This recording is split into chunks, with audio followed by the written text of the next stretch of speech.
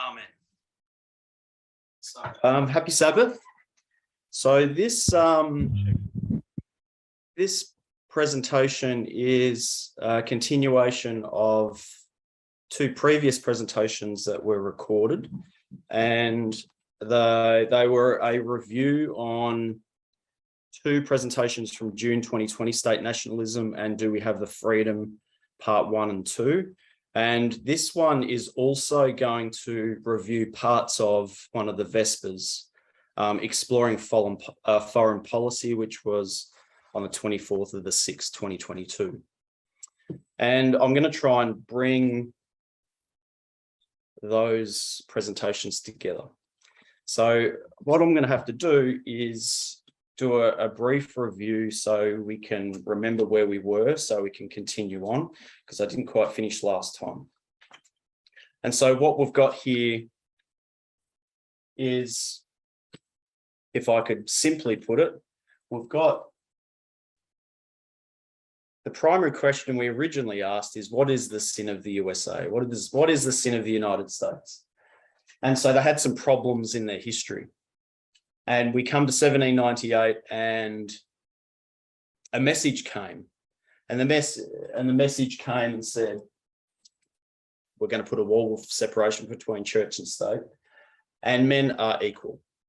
And so this message came and almost solidified and began a culture war that played out through this history. And what ended up happening in 1798, the two factions grew. One ended in a socially conservative group and the other socially liberal group. And I guess eventually that was, I guess, culminated in the North and the South. And so this culture war played out. And the reason they separated is because the way they think. The thinking is different. And so the South, as we went through all these examples time and time again, particularly in the first presentation I did, every time the South was confronted with an event in that history, they would invoke, well, freedom and religious liberty to make the decisions they did, whether it was in the separation of the churches. So ministers from the North would intervene or come down to the South and say, you know what, you need to stop supporting or tell the Southern slaveholders down there to stop sinning. And so there was this, the South sort of, the Southern ministers became quite angry because they saw it as an intrusion into their freedom of how to live and their religious liberty and how they choose to interpret scripture and how they, who they essentially believe God is and what he's asking of them. And so whether it's in the churches or in the government, whether it's in decisions associated with the annexation of Texas, fugitive slave law, and essentially this culture war, every time freedom and religious liberty were invoked.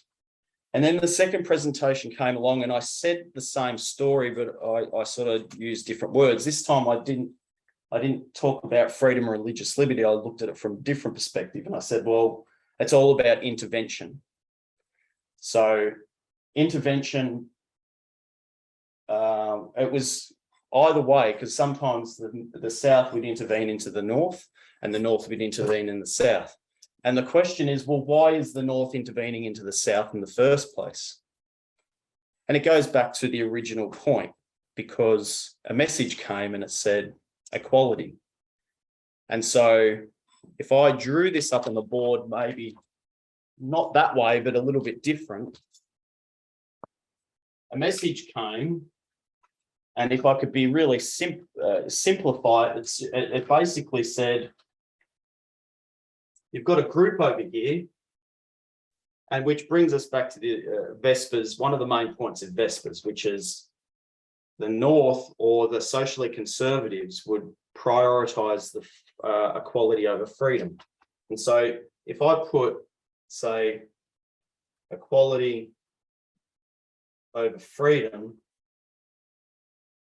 and what that looked like was no slavery. So it's almost like equality over freedom is the belief. And if we brought it back to our vows, vow number one, this would be the faith. That is how you believe. And what does that look like in practice? No slavery. So this is the practice. Okay. So this is the story about faith and practice. So what does the South believe?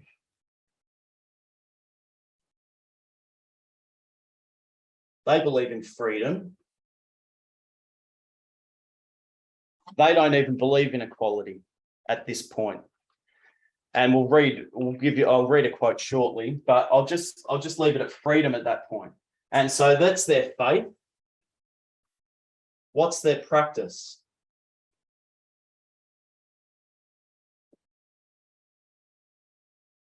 Slavery.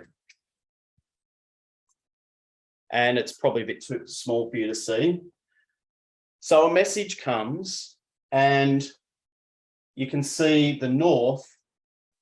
Why is the North intervening?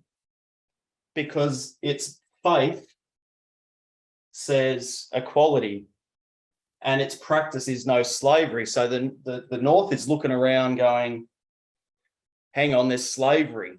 So we need to fix this sin, this problem. And now you can see why the South is responding the way they are. Because you've got this big government coming in, intervening, taking their freedom. So is everyone okay with that? Just as a basic. So I might even put that. I'll say, well, the North is intervening, saying no slaves. You need to actually prioritize equality over freedom. What's the South's response? We get to 1850, and what does the South do?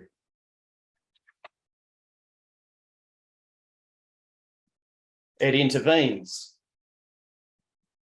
It happened before this. And says, sorry, we don't want equality. In 1850, well, I won't draw the, well, I could draw it blue because it was a compromised deal. I'll just put this as the history of the Sunday Law. What happened? The South has sent here and said, sorry, we want you to prioritize freedom, our freedom over the equality of African American slaves. And so, and what does that mean? When the South is saying, you need to prioritize our freedom, therefore, you need to practice or allow and not intervene in slavery. And so this is the Sunday law of this history. Here's an intervention. And I'm aware that the North compromised here, and the North was actually the ones that, or representatives of the North were the ones that penned that fugitive slave law in response to this culture war to keep the Union together as such. But again, if you could see the principle here, you've got faith and practice. Faith, what you believe in your head, how you believe. When you practice, you use your hand. So you're getting the mark in your forehead and in your hand. And so this is the history of the Sunday law, where there is a compromise between North and South, bringing in a situation that prioritized the freedom of the perpetrators over the equality of the victims to practice slavery or to allow it or not to intervene. So this is about the South stemming or stopping intervention into the sin.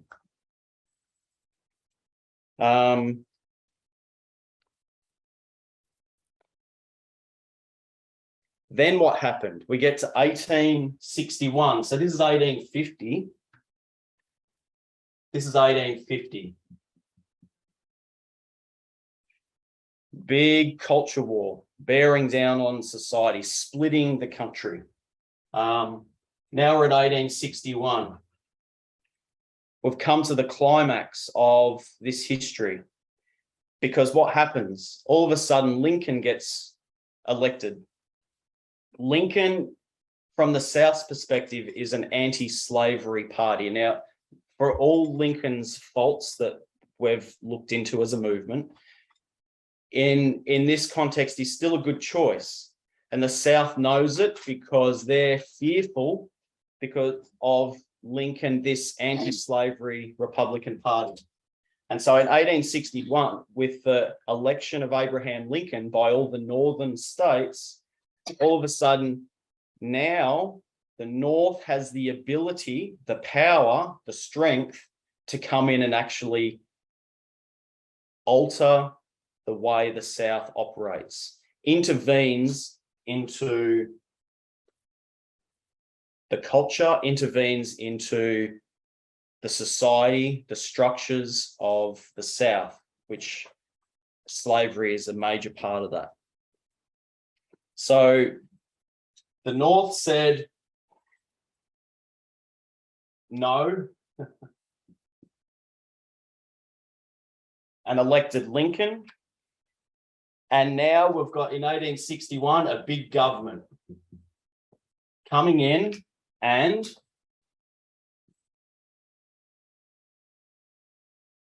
I'm trying to simplify this because this history is quite complicated. So I'm just drawing basic intervention, whereas there was intervening constantly happening in this history. But I'm just trying to pick some major points where, as particularly the South was worried. And this is why they said, we're done. We're out of the Union. We're done. We're cooked. We've been putting up with this abuse from the North for all these times. They're coming in telling us what to do. Now we're out of the Union. We're succeeding. Okay. They saw this moment in 1861, the close of probation. They saw this as the existential threat that was going to destroy their institutions. And last time we read a number of articles that were written around this time as to the justification of why some of the southern states they were basically saying, here's my statement of belief as to why we're leaving the Union, because of all these abuses that the North has perpetrated on us when they've intervened. So I'm hoping you can see that just from this example, in the history where the Sunday law failed. Why did it fail? It's because there was actually intervention. If the North didn't intervene, slavery would have succeeded. So I'm hoping just in this example, you can see that intervention into human rights violations and the prevention of that is very important. Okay, so I'm going to read a quote, and I'm not going to read any of the quotes from last time except the last one, because it's such a good little quote that has so rich, full of information. And we'll read this one again and we'll just break it down a little bit. So this is from Texas, and they're explaining why they're so angry here and why they're going to leave the Union. Why are they so furious? because of this intervention. And it explains what. It says the people have made themselves strong enough in numbers to control the affairs of the other states. The people are the northern states who have elected the Lincoln government. So now they're strong enough in numbers to control the affairs of the other states meaning the southern side. And then it says and explains what that intervention looks like. Based upon an unnatural hostility to these southern states, the unnatural hostility is the intervention. That's from their perspective. And then it gives the reason why they're intervening. And it says what the southern states are doing. And it says these southern states and their beneficent patriarchal system of African slavery. Let's just stop for a second and talk about what beneficent means. So what Texas is saying here is the North is intervening into all the southern states, including ours, because of, I'll just read this, beneficent. A generous or doing good, a beneficent landowner. So it's like saying it's benevolent or charitable. So the patriarchal system of African slavery from the southern perspective is a charitable thing. It's a great thing. It's a beneficial thing. It's a generous thing. It does good. This is what they're saying. A beneficent person or thing helps people or results in something good. Optimism about a beneficent effects of technology. So what they're saying is this patriarchal, and everyone should have their ears open for that word, patriarchal system of African slavery is something that helps people and results in something good. That's what they're saying. So what they're saying is the northern states are big enough now, they're going to come in. It's this unnatural hostility, this unnatural intervention into this really good thing of African slavery, this beneficial patriarchal system. And then it says, then explains what they're intervening doing. Then it says, proclaiming the debasing doctrine of equality of all men, irrespective of race of color. So what are they intervening with? Equality, the debasing doctrine of equality. So they're coming in, pushing equality. Sorry, you don't have the freedom anymore. You can't do that.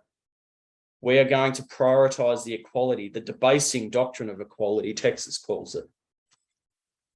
I'm going slow through this bit because I just want you to get into the mindset of the two groups.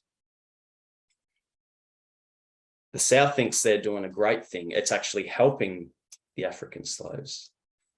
Okay, well, hard to get our heads around that now, but back then that's a fact in Texas. That's how they believe. So the debasing doctrine of equality of all men, irrespective of race of color, a doctrine at war with nature, in opposition to the experience of mankind and in violation to the plainest revelation of divine law. So now they're explaining that they're intervening despite it being against the Bible.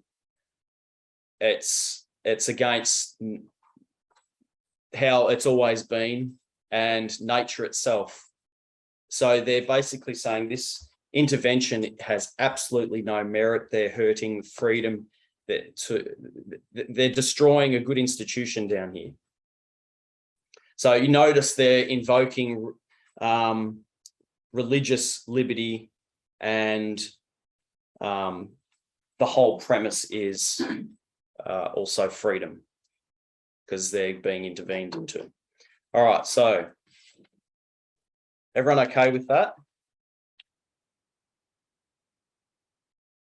And as part of this argument, which I'm not going to read any of the other quotes, we'll move on. Actually, is there something?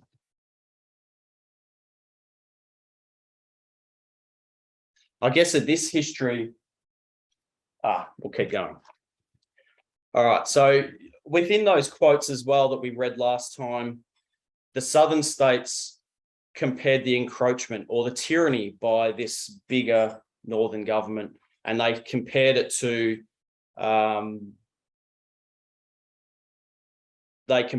or is similar to the tyranny that Great Britain imposed on the American colonies. So they compared this history, the South and the North intervening, compared it to basically they went back to the American War of Independence. But we looked at that, and I guess from the Southern perspective, what do you have to do with a tyrannical British Empire? Well, you've got to declare independence, and you've got to either overthrow it, succeed, get out of there. We don't want a part of that British Empire. So what do they have to do with the Northern government? It just makes logical sense. If that's how they view the world, they have no choice to maintain their freedom. They have to get rid of it. They have to declare, they have to get out of it, succeed. And here comes the question. At what point can a country or state, I'll use an ugly word, be imperialistic towards another country or state and come in and force it to make changes? Because we remember last time we talked about, well, Britain was interfering into the colonies for mercantilism, which is basically wealth and power. So the intervention was different. But the North is intervening. Are they intervening into the South for wealth and power? They're not. They're intervening into the North because they got to the point where they realized that because of the development of this message, they followed the development of the message of equality, because God is restoring, 1798, God is beginning the restoration of human beings. So when is it okay to intervene? The North said, we're entitled, we don't care about your equality. It is not as important.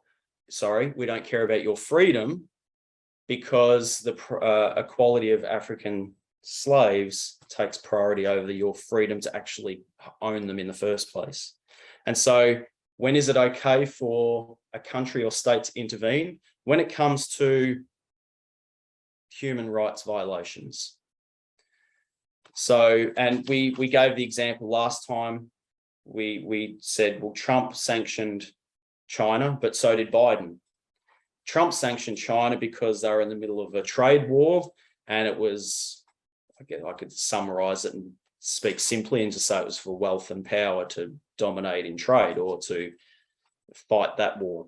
But why did Biden sanction China? It was because human rights. It was the humans' right. It was the genocide perpetrated towards a Uyghur population. So motive is everything. So there's a difference there.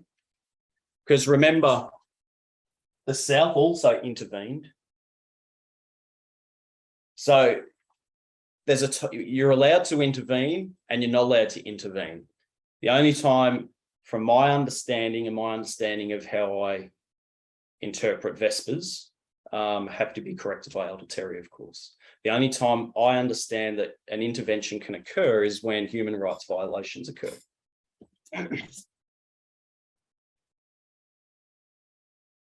But that could be very broad. It could be very big. The consequences of that are large. Okay. And that brought us to Vespers, where are we allowed to intervene? When can we? And do we have the freedom not to intervene as well? And that brought us to the subject of libertarianism. So we'll be looking at the subject that Elder Terry put on the board just before, which is libertarianism. We'll be focusing on that for quite some time now. And I just want to remind us all what libertarianism actually says. It's it's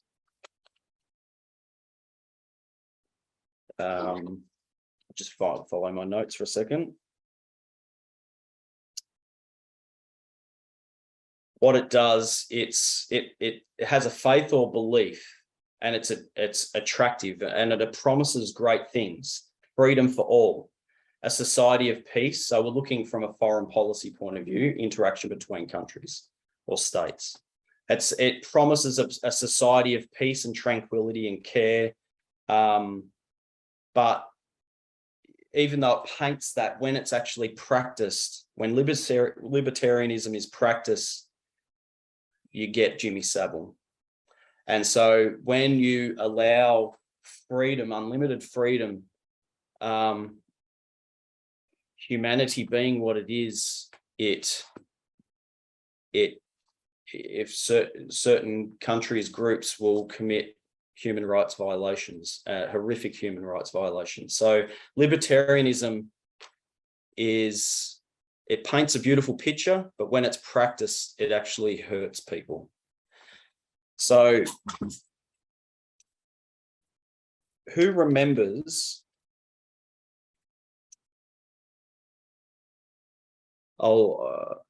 Libertarian sells that beautiful, wonderful picture that if a society has problems with equality, if it does mistreat portions of the populations, or another country, say it's a sexist, patriarchal society, and in its culture, libertarianism sells the idea that we should allow absolute freedom. If a country that has adopted a philosophy of libertarianism, they would look at the sexist, patriarchal, abusive country that practices those human rights violations and say, you know what, we will listen to you, include you, not be accusatory or reprimand them. We should allow them absolute freedom and continue to trade with them. Be inclusive, not impose sanctions, but we will prioritize freedom and not intervene in any fashion. Not enact discipline towards that country, but ensure that the country has freedom to attend global summits on trade and industry, basically solidify partnerships. And as this freedom dialogue progresses through friendship and partnership and community, and giving that abusive country freedom, absolute freedom, that abusive country will start to change their views. So what they're doing is they're setting an example by being friends from that perspective. So it paints a good picture, and they think they're going to encourage and lead and set an example, not by punishing them, but by friendship and inclusiveness. So this is an appealing philosophy globally. It can be called a message of diplomacy or peace even, or love, because it can be perceived that way. You are trying to encourage towards good or influence, and you're not intervening in the affairs of others. That's basically what's happening. So this is all wonderful and good until the reality occurs. And we talked about this last time. Who remembers what the example Elder Tess gave us in Vespers, where a country actually demonstrated and lived those values for many years? Does anyone remember what country that was? We're sort of reviewing still briefly. It was Germany. She mentioned Germany. And it was the interactions between Germany and Russia. So Germany is, ever increasing ties and trade relationships. They're not intervening into Russia. And as Russia increasingly started increasing their human rights violations, Germany still held back and gave them the freedom. But again, joined in at Nord Stream 2 in 2014, directly straight after the annexation of Crimea in 2014. So even after hostilities toward a neighboring country, Germany still had followed this philosophy. Okay. So Germany maintained friendship, continued trading partners, wasn't accusatory. Okay. So what I'm saying is Germany, they in their mind, they say that you can change an abusive country by dialogue and trade, bringing them into the global economy, being inclusive. And through that dialogue, through that ongoing partnership, they will start changing their bad culture and their abuses. So in other words, don't intervene, just be nice and include them as normal. Bring them closer, almost. But what has happened as a result? You know, as a result of that, even with the signing on of Nord Stream 2, that has cost Ukraine dearly, and it's funded even now with the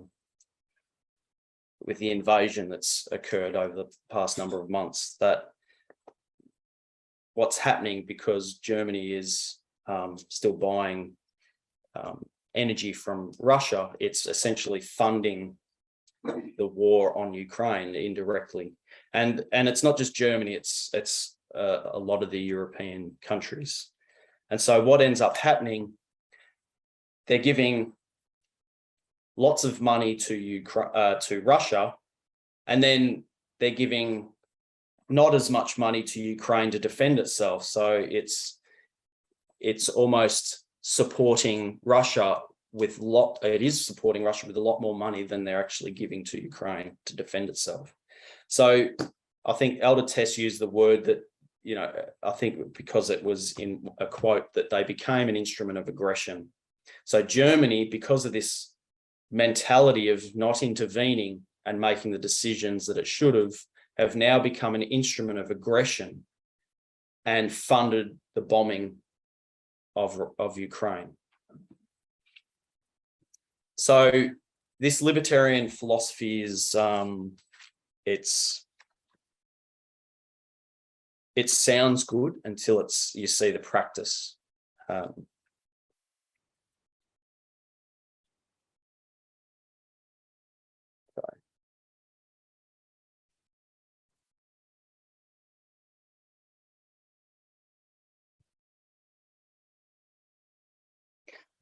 If we went back to this history, let's assume for a second that the North took the same position as Germany. So let's not intervene. Let's just increase our trading partnership. Come closer with us. We'll increase our ties, develop more trade. By the way, if they develop more trade, what's the South trading? Cotton, tobacco, sugar. So if they increase trading ties, what happens to the African slaves? Does it decrease the abuse, or does it increase? So you can see if that, it's a bit easier to see back here, because if the North practiced that same mentality, slavery would never end. It would be perpetuated and get bigger, and it would get worse, and the abuse would get worse.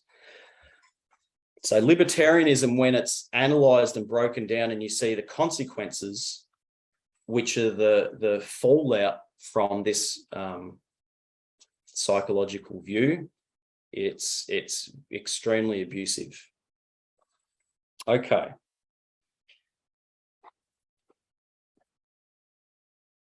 Why is Russia abusive in the first place?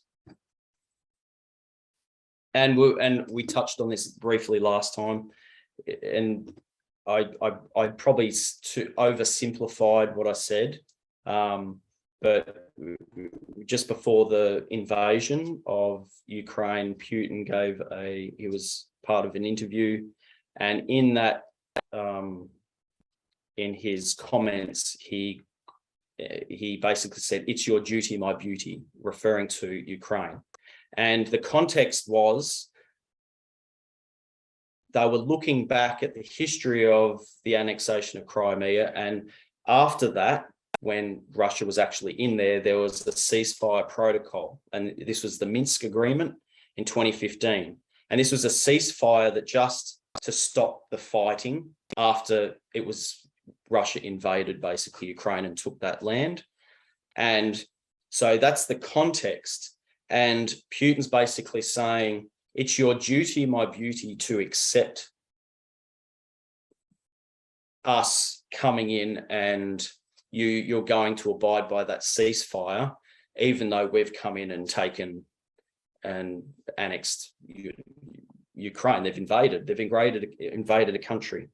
And why this is so bad is because it's your duty, my beauty sort of references it comes from sort of Russian folklore or lyrics of Russian folklore, and it's in the context of marital rape. And so what this is really ugly, misogynistic language. And it's just explaining how Putin thinks, not just personally about women, but also the dynamic between Russia and Ukraine. So I'm going to invade you, Ukraine, and you're going to lie down and take it because it's your duty in the context of marital rape. So this is really offensive stuff. In other words, you're not a country at all. You're not independent. You're mine, and I own you. I'm going to do with you what I want, and you're going to abide by these agreements. So quite ugly stuff. Now, why are we looking at this is, I guess, the question.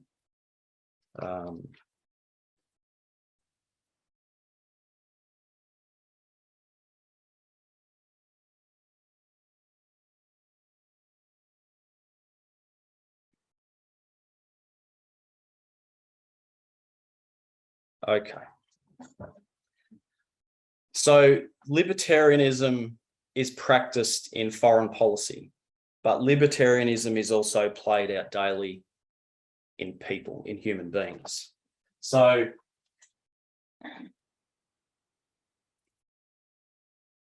I'm going to draw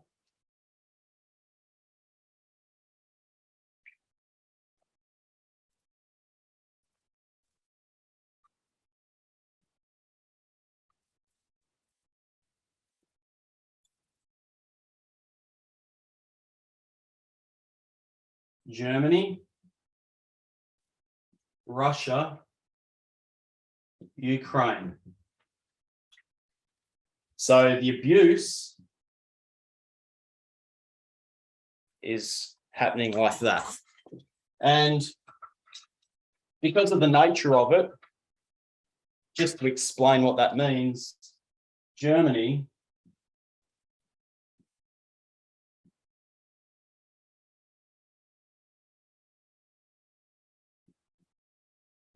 does that make sense what I've done there? So Germany is interacting and giving more money to Russia than it is to Ukraine. And as a result, the abuse increases. Everyone okay with that? It's just a visual representation of what we talked about. Okay, so we could say, well, if the North behaved that way, like Germany, it would be a disaster. So this is like the South.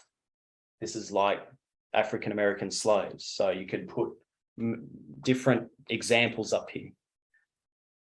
But thank goodness the North didn't behave like Germany and they actually intervened. So that's, but this isn't just a story about foreign policy. Libertarianism gets played out every day.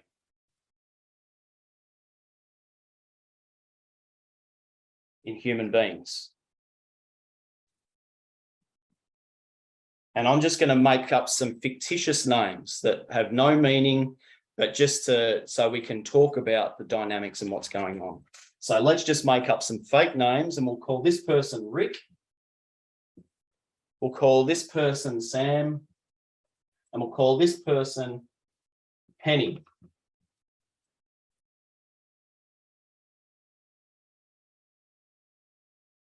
Sam is Germany, Rick is Russia, Penny is Ukraine.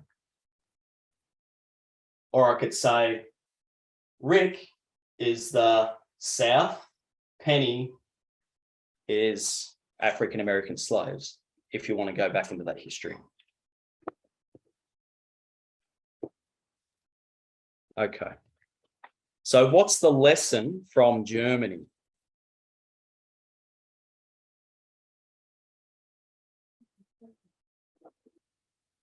Are we required to intervene? So intervention is necessary because the abuse must stop.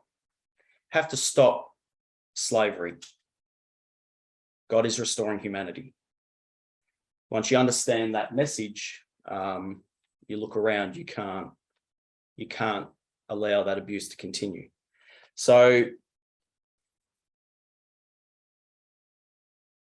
what I'm saying here is, and let's just focus on in the movement, within our families. If you see abuse in this movement or your families, what are you required to do if you're going to follow this? You could behave like Germany. So now, I guess where I'm heading into now is delicate.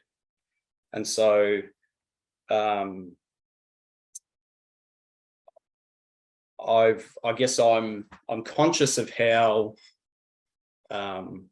delicate this topic is now that we're heading into. So I just want to let everyone know that I'm aware of that, and I will do my best to be clear as I can. And if I miss any points that need to be made, I would appreciate if Elder Terry or Brody or someone could actually, because I sometimes don't follow my notes. And so if I miss a point, I would, it's important that this is approached properly.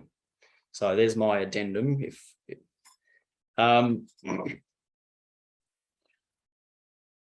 This is a challenging topic because to intervene or not to intervene. So what does intervention look like when it comes to personal situations? Because it's not all, and because there's that many variety of situations that we find ourselves, that it's intervention doesn't necessarily mean I'm going to go in and, you know, tap on your shoulder and try and fix a problem. Intervention, more often than not, would actually be going to the leadership of your local leadership, and perhaps even elevated further, because sometimes these situations can be very volatile. And so the primary question that we should be asking, and I would think a radical feminist would ask, is what is best for the victim? And in most cases, that would be a woman. What is best for the woman? And in some cases, you can't just go and intervene into a situation. It needs a lot of thought to go into that, to not make situations worse. So intervention, and if you identify with one of these people, say you identify as Sam, and you've witnessed something, and you know you should be doing something, if you need advice, go straight to your local leaders. That could be elevated to Elder Terry as well. So this is, you don't feel like you need to go and intervene straight up, because you might make things worse. There's that many variety of situations. I can't just give you a hard and fast rule as to what to do. And that's why getting advice from local leaders is very important. And this isn't to protect. I'm not saying don't go and intervene and keep it all in-house. That's not the purpose of why I'm saying that. It's we're not trying to protect the reputation of the movement. It's more about protecting and prioritizing Penny and making sure Penny is okay. And that might take a process to do that. So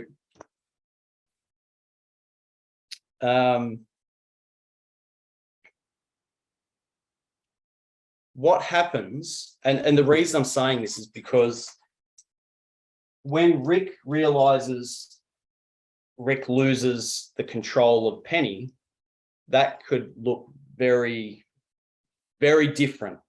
It could be very ugly. It could be very violent. We don't know. So that's why care and a lot of thought has to be put into how to go about that.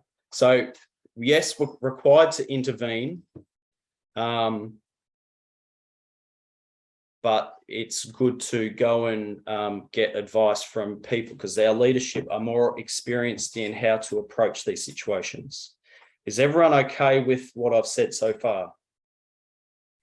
Because this could be a very volatile situation. You don't know. As soon as a perpetrator loses control, it can go anywhere.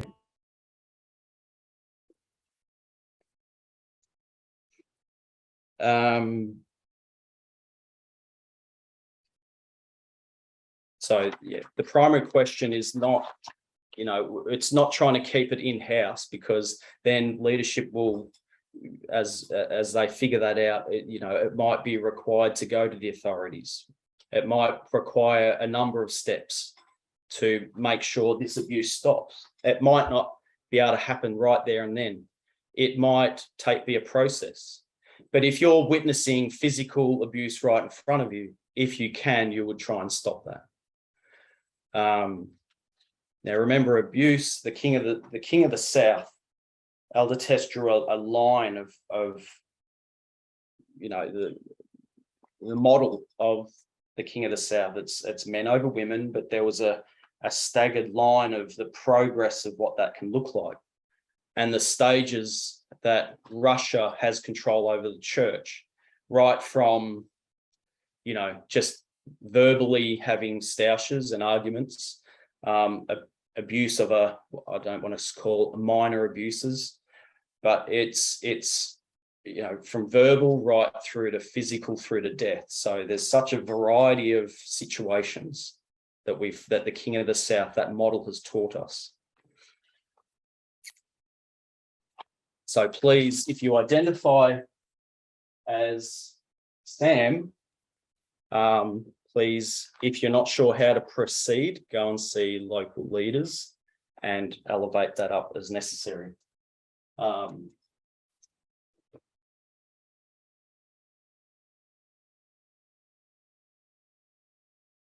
What if you identify as Rick? What if you start saying, well, I'm Rick? You can see that. You might not even know, you might not even think your behavior is that bad or abusive. It might come as a shock to you. You might feel like you're blindsided because all of a sudden someone's come up and approached you. You might not even see or realize the behavior or acknowledge it. So at that point, you've got a choice to make. You've got to, you can choose to become a victim like the South, because remember, they had a big northern government in saying, I'm sorry, you can't behave this way. The South all of a sudden fought that they're taking my freedom. All of a sudden, the South are the victims. So please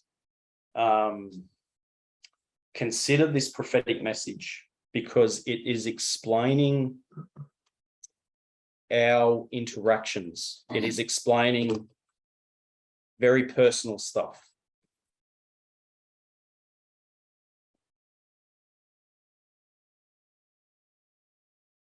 So essentially, a big government is coming into saying and telling you how to live and how to behave. This person loses their freedom, okay?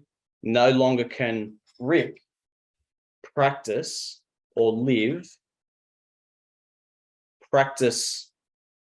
their freedom at the expense of someone's equality.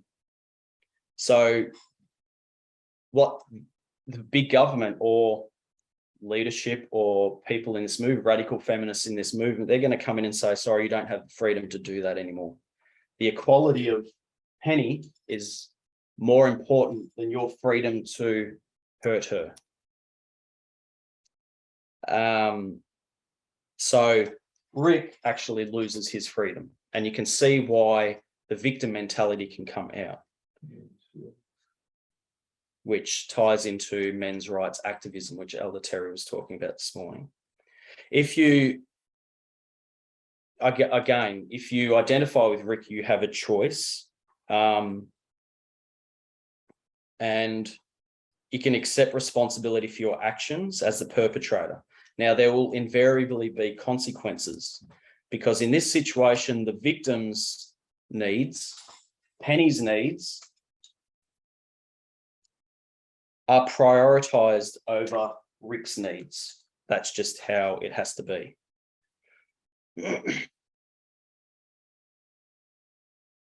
So the primary question, again, should be asked, and will be asked probably by the leadership when dealing in this situation: what is the best thing for the victim? What is the best thing for Penny moving forward? So the needs of Rick will be secondary to the needs of Penny as that situation unfolds. And again, if you identify as Rick, I recommend you also contact your local leaders, because you can change, because that's what this message is about. When you think about it, Abraham, he's going to get to heaven and he's going to have to change. David, when he gets to heaven, he's going to have to change. This can happen. You can do this. It's not going to be easy, because you're going to be fighting this victimhood that you think you're being attacked. But if you can this is why it's so important to focus on the prophetic message. Okay.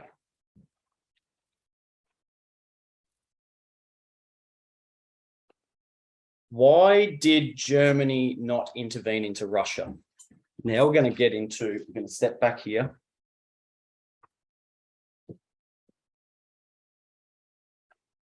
Why did Germany not intervene into Russia? Because we could just say, libertarianism, but we want to understand, why are they thinking that way in the first place? Germany has a belief, and we'll just recap, that trade and dialogue can bring social and political change. So that's what they believe. They believe that an arms race or a space race, like what happened in the Cold War between Russia and US, doesn't work. So let's stay at the conflict. What does work is you can change an abusive country like Russia by stepping back. So we're just recapping. Letting them operate it in an abusive way, in the way they want to operate it. Integrate them into the global economy, bring them closer. That through that, it will bring about political and social change. So why does Germany take this position? Why are they taking this psychological position? And this is a quote from Elder Tess from Vespers. Thomas Urban has explained that the psychological roots of Ostpolitik, and has identified two emotions in the relationship Germany has with Russia. What's the first emotion that Germany has? So we're explaining, why is Germany sitting back and not doing anything? Why are they approaching this in a libertarian mentality? They're sitting back. The first reason is nostalgia. Goes back to pre-World War I alliance that stabilized Europe. The reinsurance treaty orchestrated by Bismarck. The belief that you can maintain a stable Europe through alliances. Even if the countries have differences, there is nostalgia for that position, that you can have stability through alliances. So what they're saying, Germany's hanging back because it's reflecting on that treaty, that alliance that they had pre-World War I, and that created stability for Europe. It was good. So what they're saying is, we're going to align ourselves with Russia for the benefit of Europe. Sounds reasonable. So they're nostalgic. They're looking back into the past and having good nostalgic feelings, and looking back at that alliance, saying, look at the good things that came of that. And now they're doing this, they're trying to do the same thing. We're going to keep this alliance and we're going to, no matter what, because good things will come of it. Because you don't want to intervene. You don't want a Cold War. What's the second? What's the second reason or motion that Germany has to Russia? The second one is guilt. And this is probably more the underlying cause.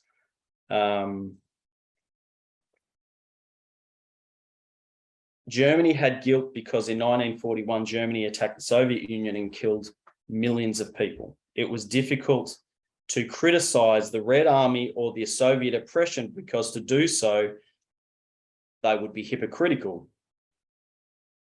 They were not recognizing the greatest crimes in history, particularly the ones that they had committed in the past. Because of their own horrific actions, it made Germany blind to the black side of the Soviet Union. So it's not just nostalgia looking back, but it's guilt looking back because Germany in the past has been a bad person, a bad country as well. Being Rick. And this article, when it's analysing this was referring to the history of the Cold War when the USA was taking an aggressive position in opposition to the Soviet Union. And so Germany was a lot more gentle because there was the nostalgia and the guilt. So Germany stayed out of that situation. Because you don't want to be a hypocrite. Because you would be, wouldn't you? Hypocrite. Germany would be a hypocrite.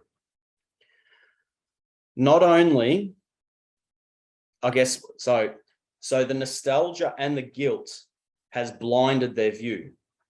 Not only are they unwilling to rebuke other countries' human rights or violations or another country's imperialism, they also had trouble seeing it. And this has helped Putin's propaganda because the vast majority of Russia has no guilt over Stalin. And I'm actually quoting Elder Tess here because it's in the way she says it's really important. They have rewritten their history. Stalin was a hero. The Soviet Union stopped Nazi Germany. Putin wants to take credit here for Russia, the fatherland. The Soviet Union killed millions. But because Germany has carried the guilt of World War II, Russia hasn't carried guilt for their actions. So Germany has acknowledged their past and Russia has rewritten their history. So it makes sense that Russia wouldn't have any guilt for its past because it's recreated, but Germany has guilt. Germany didn't rewrite their history. They built memorials to it. They taught it in their schools. The school children take school excursions to Dachau and other concentration camps and prisoner camps. And when I went to Europe, I witnessed that firsthand. There was lots of school groups going through some of these areas. Now, that's a good thing. Recognizing, because you need to recognize your past transgressions so it never happens again. And that's why you build a pillar to it. You build a pillar to make sure this can never happen again. And this is what the USA needs to do to come to terms with its history, confront its own sins, because the past impacts the present and you don't want it to happen again. So again, what are some of the past transgressions of the USA that they should come to terms with? It's on the board: slavery, also the Iraq War.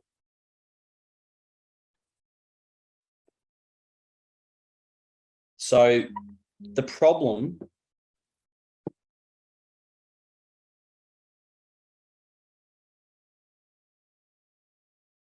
the problem is a lot of it is the guilt has stopped them.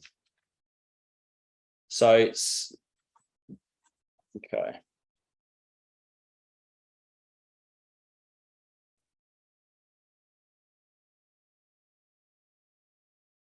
So the guilt can stop you seeing the human rights violations. And So Germany, when it looks to Russia, because of the guilt, it somehow stops them seeing the abuse or the human rights violations. And as a result, if you can't see it, you're not going to intervene to prevent it or stop it. And so if you're not intervening, you're not going to pressure Russia to stop the human rights violations. So the two reasons for the mindset that brings about the libertarianism principle, or the way they act, it's the two things, nostalgia and guilt. So that is why. So we've got nostalgia. I think that's how you spell it. Guilt.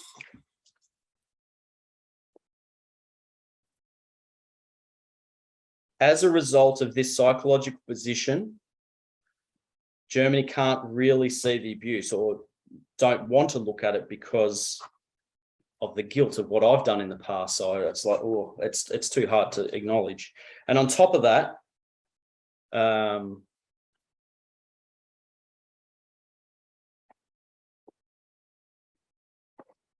so on top of that, they want to forge, when you think about it, they're going back to Bismarck, they want to forge an alliance.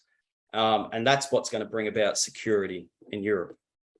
So it's about security and peace. So you're putting all these things together, you can start seeing why they've taken that position. So they're looking at Putin and saying, oh, we're friends. Putin won't invade Crimea, would he? He's reasonable. He did, and then they still signed on Nord Stream 2. So again, 2022 came along. Oh, Putin won't invade, and it's taken a long time for Europe to respond to this invasion. They were slow to act because, remember, what's the philosophy? Dialogue will fix this. I remember Emmanuel Macron, the French president, he was wanting to continue a dialogue. Integration and trade will fix this. And who paid for it? Ukraine paid for it. So if I can't or don't want to see it, you can't really intervene. So these lessons can be transferred to the United States. And how the United States should confront its past transgressions. And we talked about the Iraq War in the recent past, or more historical transgressions like slavery. How much should the past transgressions, so we're talking about America, how much should the past transgressions, should that affect the US's willingness to engage in foreign countries today? Because that's the question. Should you, because of the sins of the past, should that mean you shouldn't take any action in the present? No. Now, remember, Putin would call out every time you hear an interview with Putin, he would call out the US's hypocrisy. He would talk about the Iraq War. He would try and stymie and try and blunt any intervention into his own human rights violations. So he would go back and call those, we'll call them transgressions. He would call them out purely to blunt or to fight the war of information, to say to try and stop them intervening, basically. How much should the US's previous transgressions affect its willingness to intervene? When another country is committing human rights violation, the answer lies in the example of Germany. It actually doesn't have the choice. It must, or Ukraine will get horrifically abused. So I guess we could also put what the US is supposed to be. We could put the USA here as an example of what it's supposed to do. It's supposed to intervene. Germany's supposed to intervene. Okay. So remember, this is the story of libertarianism, and we've spent most of the time talking about countries, but we know that libertarianism gets played out domestically, locally, and individually between human beings. So the principle is similar, and we can show the same principle being played out between Germany and Russia and Ukraine can be played out between three people. And that's what we've done here. So why is Sam reluctant to intervene? Being an abuser himself. So John's just said guilt. What's the other one? Nostalgia. Nostalgia. How would that apply to a human being or human beings?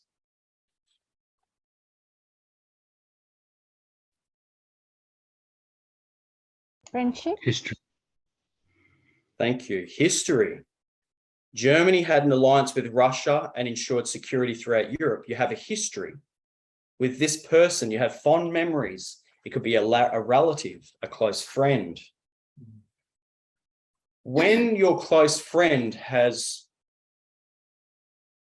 do you find it difficult to see their transgressions? Yes. Someone close to you.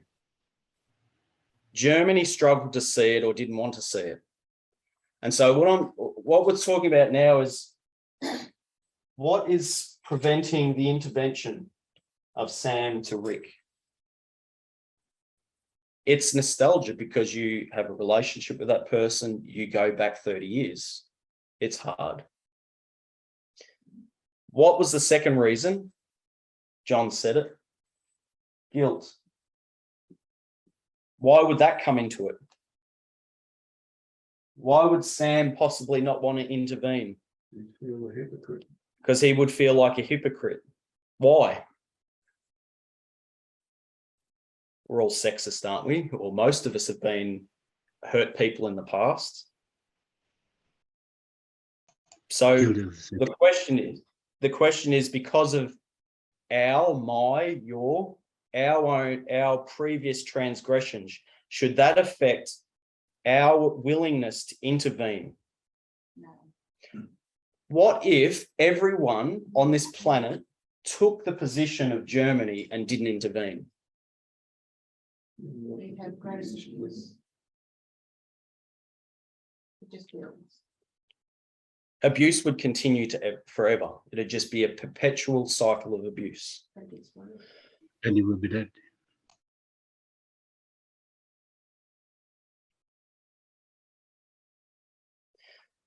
Because the US had transgressions in its past history, does it have the freedom to sit back because it feels like a hypocrite and shouldn't intervene into the present day? Just because we feel like a hypocrite because of transgressions we've done in the past, it shouldn't stop our willingness to intervene into abuses of the present. Because that's what this message is about. It's restoration of human beings, where we're going through a process of the problem being fixed. And the only way it gets fixed is if human beings do that work within ourselves, and then, yes. If Sam sees there's a problem with Rick, someone must have in the past seen there was a problem with Sam. He got help, so he should then try and help Rick.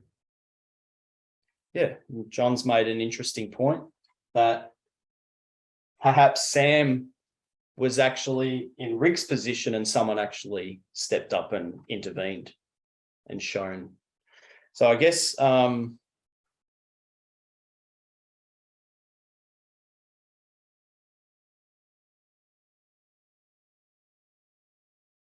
here's the problem. The far left, Max Blumenthal, as an example, his argument would be, if he wanted to fight an argument, he would look back at the US and say, look what you've done in Iraq. Look what you've done. You are the problem. And so that's exactly what Putin says as well. They call, and in other words, because of that, you have no right to empire builds. You have no right to intervene. It is the biggest sin. You can't, and that's why they have the biggest problem with colonialism. And that gets back to the left sees colonialism or imperialism or dictatorship the biggest problem. But you've got to balance that with, you've got to challenge that, because you're actually, when it comes to human rights violation, you absolutely must intervene. So what happens is Max Blumenthal, he will stop at, it is the greatest, you are intervening, you are the greatest sin, because look at what you're causing. You're colonial, you're building, you're an imperialistic dictatorship. You're coming in, intervening, and they'll defend China and Russia. But he will not, that is priority over human rights violation. So this doesn't even rate. And so the priority for the far left and some of the problems are associated with the priority. And so he will support abusive human rights violators, even if America is, as an example, trying to come in and intervene and try and stop that. So I'm hoping you can see some of the dilemmas of the left.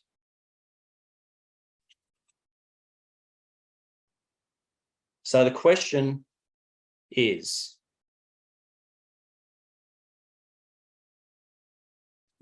how painful was this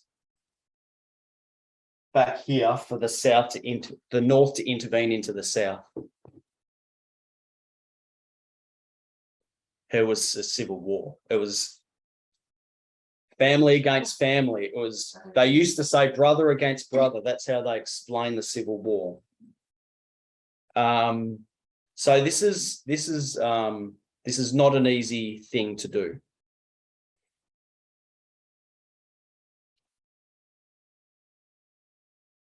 But intervention was necessary to stop the racial abuse in that history.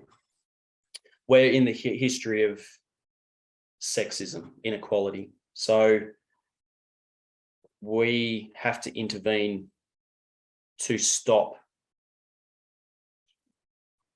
gender inequality, the positions of sexism and gender oppression, all the discrimination that goes with it.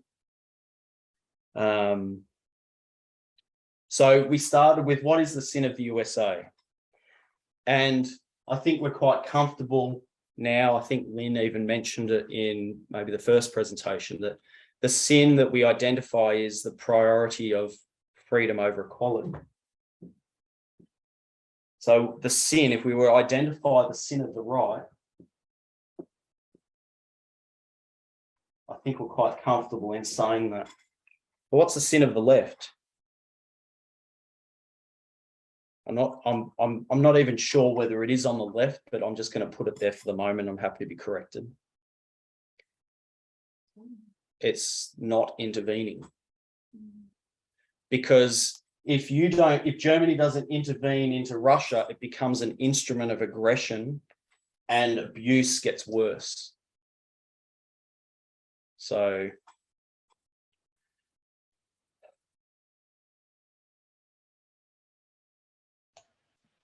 Aaron Moses. okay, I think I just want to finish now. I just want to be clear here as well before I finish. I want us to see I want us to acknowledge the difference between, abuse and our day-to-day talking with each other, trying to help each other see our habits and our sexist viewpoints and things like that. what this has been more about is psychological, domestic violence, psychological abuse. These are abuses that need to be addressed. I'm not talking about necessarily the things that we have our interactions over lunch and we talk about, and then we pick each other up and say, oh, yeah, sorry, I forgot. These are serious problematic abuses that need addressing. Is everyone okay with what I just said? I just wanted to frame that. Not the daily cultural habits that we're all working on and, talking with each other about, and we're, going, oh, yeah, you're right.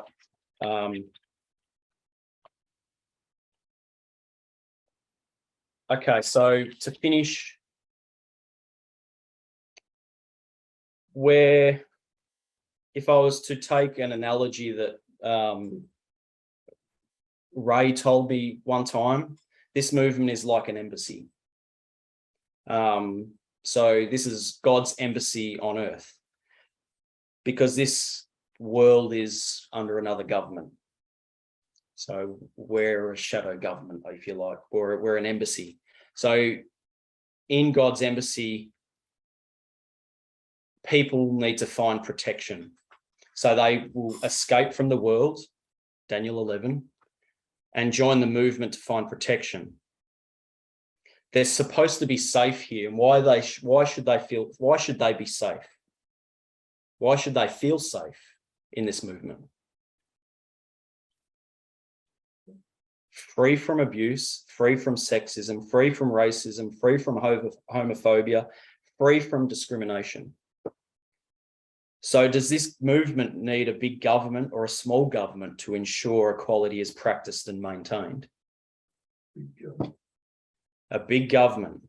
So big government needs lots of workers to ensure equality is practiced. Let's call the workers ambassadors.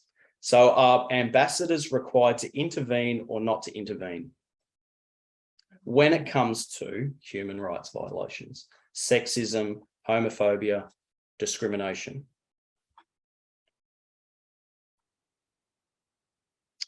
Okay, I'll stop there. Has anyone got any questions or thoughts, or particularly because it's such a delicate subject, because I've tried to follow my notes and there's a reasonable chance I've missed a point that might be important, particularly in the subject of this situation here.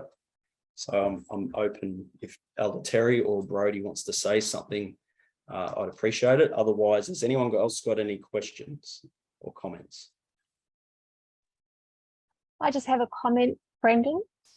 Sure. You talk about the left having nostalgia and guilt as the reason that they don't move ahead and prevent or help stop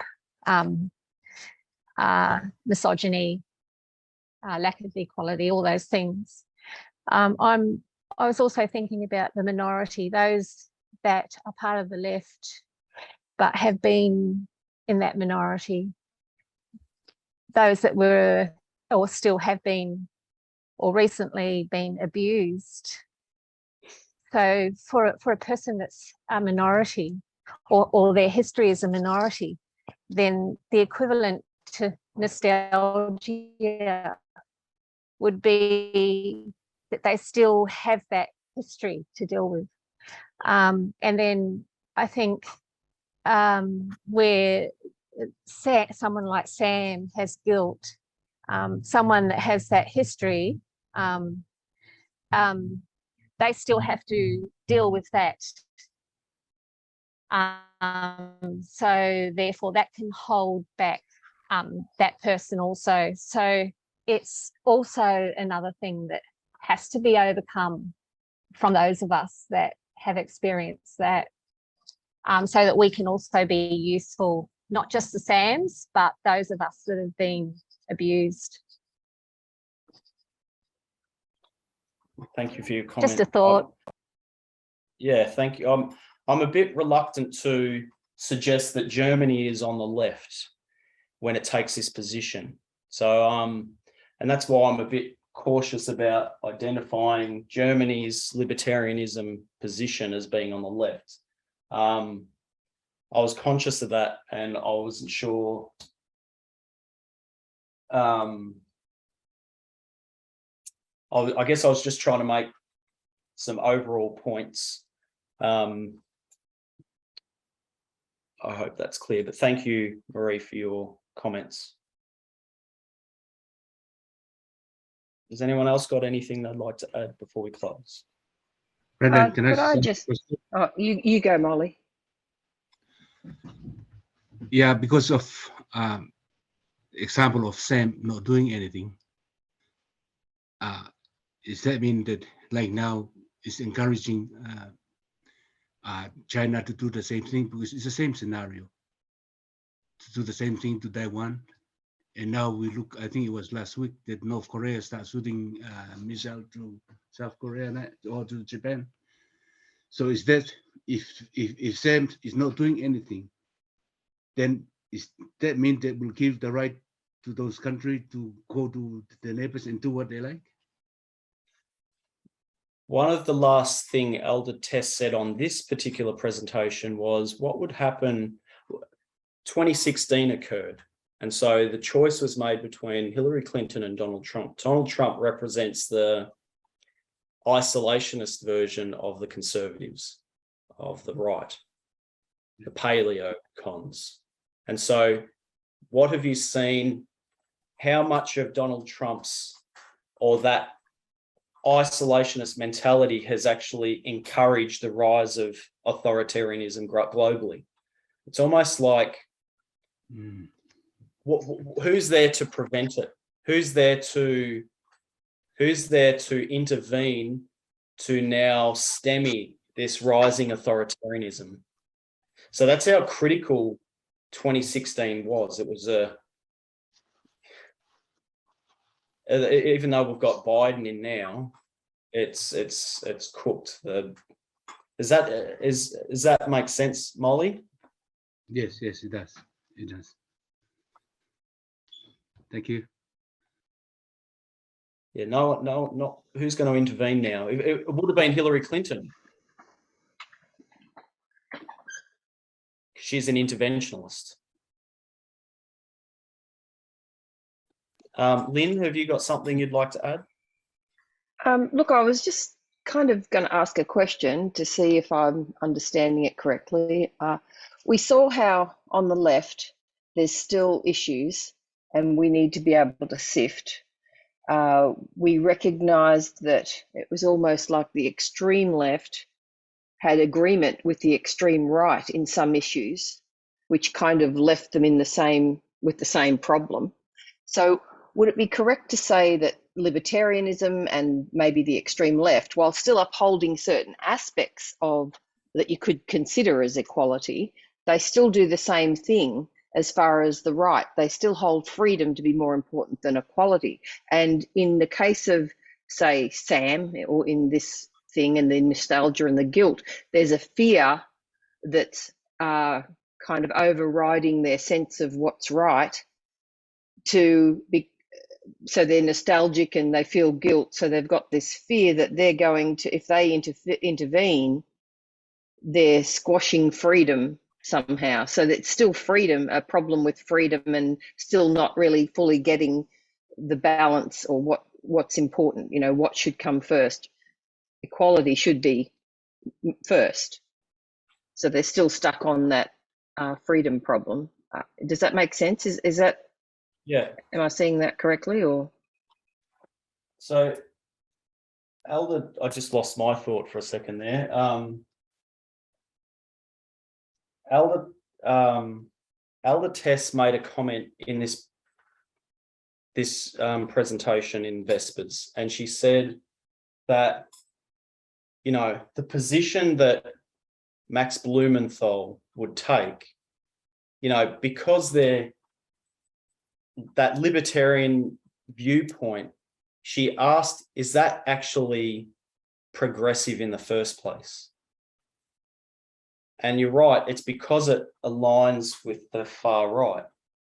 And so when you get over this mentality way over in the Max Blumenthal area, this adoption of libertarianism, that one of the questions that Elder Tess did almost on her last presentation was, is that position progressive anyway, even though it's on the left? It's not. She didn't answer it though. It's no different to the right. Let's pray.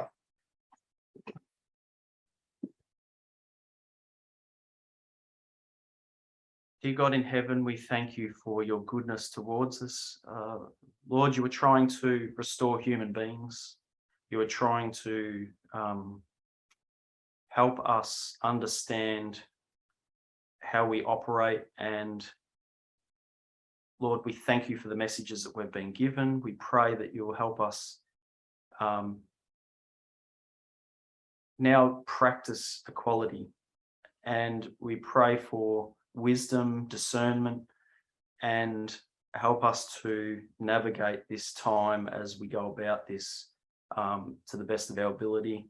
We just thank you. Please be with us as we depart and go our separate ways. And we just pray for a blessing on all of us as we continue on this Sabbath. We thank you for your goodness. In Jesus' name, amen.